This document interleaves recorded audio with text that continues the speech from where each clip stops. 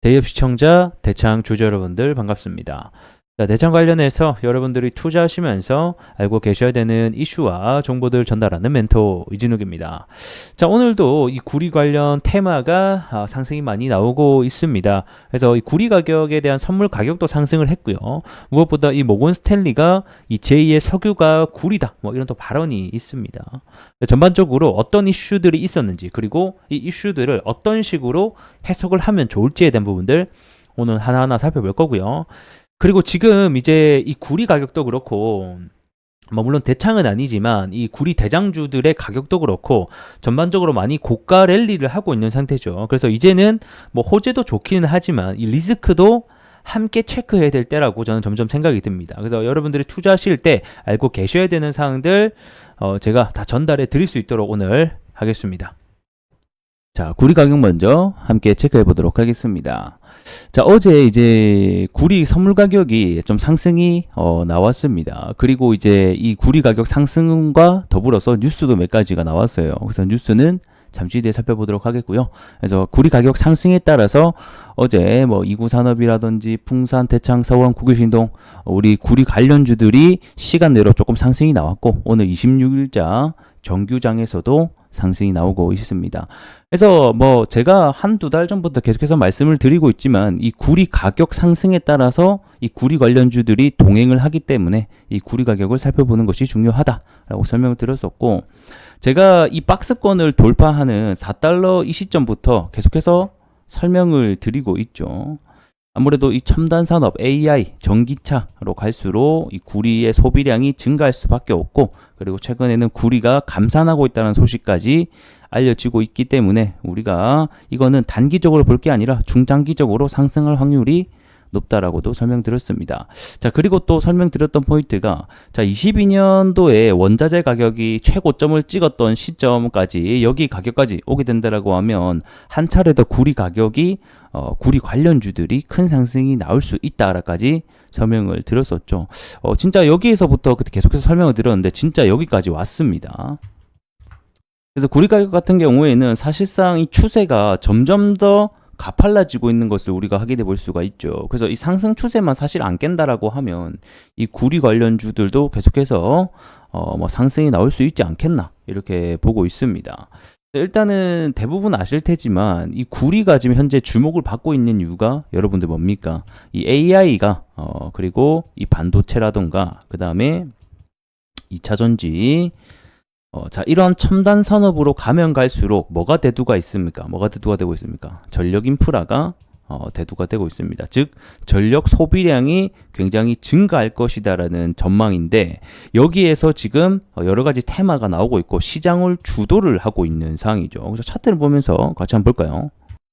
자, 우선 전력난이 심각해진다라는 소식 때문에 1차적으로 가장 먼저 튀어준 게 이 변압기 관련주입니다. 대표적으로는 재룡전기가 있겠고요. 재룡전기가 해당 이슈를 받으면서 2만원에서부터 6만 5천원까지 3배가량을 단기간 2달도 안 되는 기간 동안 큰 상승이 나오고 있습니다. 자, 그리고 부각이 되는 게 다음으로 전선 관련주입니다. 이제 대표적인 지금 전선 관련주로서는 대원전선이 있겠고, 대원전선 역시 오늘도 17% 상승이 나와서 이 변압기 다음으로 전선으로 수급이 이동을 하고 있습니다. 자, 그리고 수급을 이동하는 게 구리 관련주라던가 그 다음에 뭐 그 안에 들어가는 광 케이블 뭐 이런 회사들이 점점점 주목을 받고 있죠. 대표적으로는 뭐 이구산업이 역시 또 있겠고요. 그래서 해당 뉴스를 보게 되면 이 데이터 센터에 들어가는 전력난이 갈수록 심각해지고 있다는 소식 때문에 사실 24년도에 가장 핫한 테마라고 하게 되면 이 데이터 센터 그 다음에 전력난 테마가 아닐까 싶습니다. 제가 이 배전 전선 관련주들이 올라갈 때마다 제가 여기에 이 구리가 결국에는 이 전선에 들어가는 60% 이상을 차지하는 게 결국 구리 소재이기 때문에 이 구리 소재 관련주들이 앞으로 주목을 받을 수 있다. 24년도 1월 달부터 소리쳐 외쳤습니다. 자, 그러면 결국 우리가 궁금한 게 앞으로 구리가 과연 더 상승이 가능할까? 이 부분을 본다라고 하면 일단은 이게 단기적으로 끝날 재료로는 아니라는 거죠. 뭐 물론 이미 2개월가량 3개월가량 주가 상승이 많이 나오면서 앞으로 미래에 대한 가치를 어느 정도 주가에 많이 반영을 하고 있는 시기긴 해요.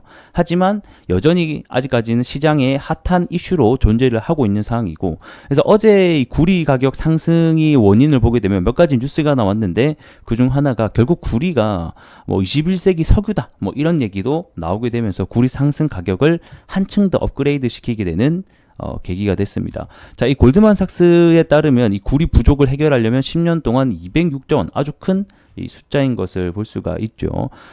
제가 이 관련된 뉴스는 계속해서 전달을 드리고 있는 상황입니다. 결국에는 뭐 안에 주요 골자 내용은 여러분 똑같아요. 결국에는 이 가격이라고 하는 것은 여러분들 뭐에 결정이 됩니까? 수요와 그 다음에 공급의 법칙에 의해서 적용이 되죠. 수요 같은 경우에는 지속적으로 늘어나고 있는 상인 것은 누구나 아실 거고, 그럼 우리가 공급 측면에서 봤을 때는 제가 설명을 드렸던 부분이 이 공급 부분에 있어서도 중국 구리 재련소의 감산 합의 소식이 올해 2월달, 3월달에 들려왔었고요. 그뿐만 아니죠. 최대 그 공급국 중에 하나가 이 칠레 생산량이 20년 만에 최저치를 기록을 했다. 뭐 이런 뉴스도 있었습니다. 즉 수요는 올라가는데 이런 공급 감산 소식까지 있으니 자연스럽게 구리 가격은 상승을 내달리고 있는 것이죠. 자, 아무래도 이렇게 수요가 계속 늘어나고 공급은 부족하다 보니까 이 광산업체들은 이제 생산량을 더 늘리겠다라는 소식이 들려오고 있습니다. 이거는 이제 단기적으로 보게 되면 구리 가격의 하락을 부추길 수 있는 내용들이겠죠. 즉 우리는 상승할 수 있는 기대도 알고 있어야 되지만 이런 리스크적인 부분도 반드시 참고를 하고 있어야지 이 투자하시는데 중요한 판단이 될 것 같습니다. 저는 여러분들에게 이런 기대감도 많이 알려드리지만 리스크적인 부분도 항상 같이 알려드릴 수 있도록 노력하겠습니다. 자, 일단 칠레 방금 그 최대 공급 생산지 중 하나죠. 여기가 세계 구리 생산량 중에 4분의 1을 담당을 하고 있기 때문에 중요한 생산지 중에 하나입니다. 그래서 이 구리 생산량을 지금 이 기존의 500만 톤에서 400만 톤까지 줄여지고 있는 상황인데 이거를 다시 580만 톤까지 늘리겠다라는 계획, 추후에도 계속해서 늘리겠다라는 계획을 나오고 있습니다. 자, 그리고 또 리스크적인 부분을 보게 되면 일단 선물 가격 자체가 이제 저항 가격에 다 오기는 했습니다. 제가 봤을 때 4.78 정도 오면 거의 일단 단기적인 고점까지는 다 왔다라고 보여지거든요. 그래서 여기에 22년도, 21년도에 큰 매물대가 있기 때문에 단기간에 올라가기보다는 조금 저항을 받을 확률도 역시 존재한다. 그리고 선물 가격뿐만 아니라 이 대부분의 주식 관련주들도 지금 현재 저항 구간에 대부분 와 있단 말이에요. 그래서 이런 부분도 우리가 같이 염두에 봐야 되는 부분이 아닐까 싶습니다.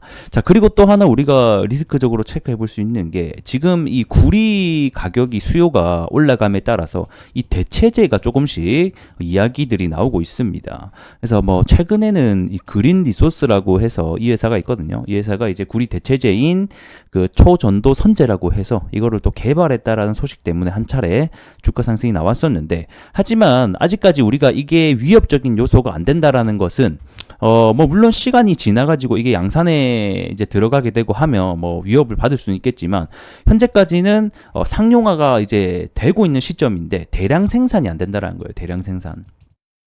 그러니까 아주 극소의 물량만 지금 가져가고 있기 때문에 사실 이게 구리에 아직까지는 위협적인 존재가 안 되지만 우리가 이런 리스크들도 있다. 이 정도만 알고 계시면 될 것 같습니다. 여전히 중장기적으로 봤을 때는 수요가 AI라던가 전기차 이게 시대가 돌아감에 따라서 올라갈 수밖에 없지 않을까. 단기적으로 이제 많이 올랐기 때문에 조정 가능성은 충분히 있지만 해당 추세선만 안 깬다라고 하면 상승 추세선 안에서는 유효하다. 이렇게 정리하도록 하겠습니다. 자, 차트 보면서 마무리하도록 하겠습니다. 자, 우리 대창 같은 경우에는 과거에 만들어져 있는 큰 매물대 자체가 이유가 일단은 구리 가격 상승보다는 이 초전도체 이슈 때문에 매물이 만들어져 있습니다. 자, 그리고 제가 중요한 포인트를 제가 저번 시간에 몇 가지 말씀드렸는데 그 중에 하나가 일단은 이 추세 자체가 우상향만 깨주지 않으면 된다. 그리고 이 장기 이평선을 계속해서 지지가 나와주는 여부가 중요하다라고 또 설명을 드렸었죠. 자, 보게 되면 이 장기 이평선 121선과 241선을 하향 이탈하게 되면 이런 식으로 주가가 훅 빠집니다. 자, 과거에서도 보게 되면 여기 구간을 이탈하고 나니까 주가가 그대로 흘러내렸죠. 그리고 상승이 나올 때도 보게 되면 자, 이 구간을 짚어주니까 반등이 나오고요. 그 다음에 또 이 구간을 짚어주니까 반등, 이 구간을 짚어주고 반등, 다시 한 번 더 해당 구간을 짚어주면서 반등이 나오고 있기 때문에 우리는 이 상승 추세가 저점을 들어올리는 선에서 유지하면서 그 다음에 장기 이평선을 지켜주는지 여부가 결국에는 중요하겠습니다. 최근에는 단기적인 쌍고점이 나오게 되면서 주가 하락이 좀 흘러내리게 됐는데요. 하지만 여전히 이 구리 가격에 대한 가격 상승은 좀 당분간은 멈추지 않을 것으로 전망이 되고 있습니다. 최근 이 시장이 지금 오늘도 그렇지만 뭐 전선 관련주, 변압기 이런 전력 테마들이 계속해서 핫한 테마로 떠오르게 있고 그에 대한 소재가 결국에는 이 구리이기 때문에 이런 부분을 우리가 중요하게 봐야 된다. 하지만 제가 앞서 말씀드린 대로 리스크적인 부분도 있기 때문에 같이 봐야 되겠죠. 자, 제가 1,700원에서부터 1,800원 가격대 사이에가 가장 큰 매물대라고 계속해서 설명을 드리고 있습니다. 아무래도 이 과거에 초전도체 이슈가 있었을 때도 그렇고 그 다음에 자 보게 되면 자, 해당 가격대가 지속적인 이 대창의 저항 가격이기도 했었어요.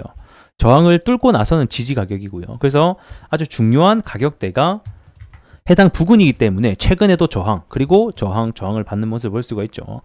하지만 해당 구간에 대한 매물 소화를 어느 정도 해뒀기 때문에 이번에 좀 거래 대금만 앞전보다 좀 더 나와줄 수 있다라고 하면 충분히 돌파가 나올 수 있지 않겠느냐, 이러한 전망도 우리가 함께 지켜봐야 될 것 같고, 그렇게 되려면 무엇보다도 이 구리 가격에 대한 상승이 같이 나와줘야 되겠죠. 그래서 구리 가격 상승이 계속 나오는지, 제가 말씀드렸던 포인트 장기 이평선을 잘 지지해 주는지 여부, 그 다음에 저항선 해당 구간 가격 밴드를 뚫어내는지에 대한 여부가 우리에게는 중요한 세 가지 포인트가 될 것 같습니다. 만약에 해당 구간을 뚫지 못하고 여기 안에 박스권에 갇혀서 주가가 이런 식으로 움직인다라고 하면 사실 이 박스권에서 가질 수 있는 전략은 하단에서 사고 위에서 팔고 이런 전략도 가능하거든요. 그래서 이런 부분은 이런 관점에 맞게 다양하게 투자에 참고해 보시면서 매매 전략 세우셨으면 좋겠습니다. 자, 오늘 영상은 여기서 마무리하겠고요. 저는 또 다음 시간에 더 나은 내용으로 찾아뵙도록 하겠습니다. 고맙습니다.